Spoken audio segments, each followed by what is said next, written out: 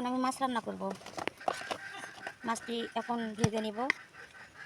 হলুদ গুঁড়ো, মরিচ গুঁড়ো, লবণ।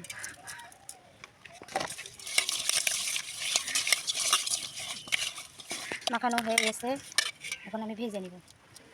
মাছ রান্না করবো আমি আলু, খুড়া আর সজনের ডাঁটা নিয়েছি। কড়াইতে তেলটা দিয়ে দিব। মাছটাকে ভালো করে ভেজে নিব।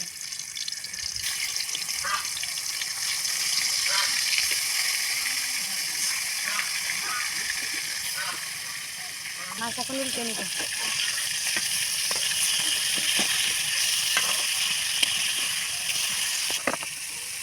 হয়ে গেছে, এখন উঠে আনিব ভাজা। এখন আমি রান্না করব।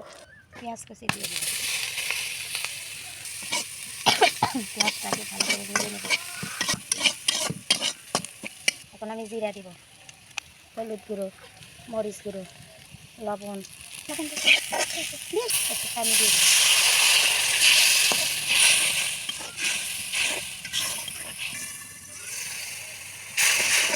তেলটা উপর দিকে উঠে এসেছে, এখন আমি দিয়ে দেবো।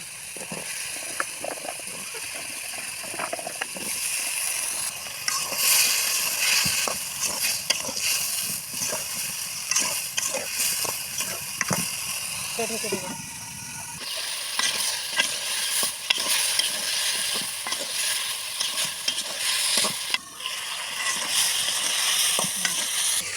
কষানো শেষ। ঝোলটা দিয়ে দেবো।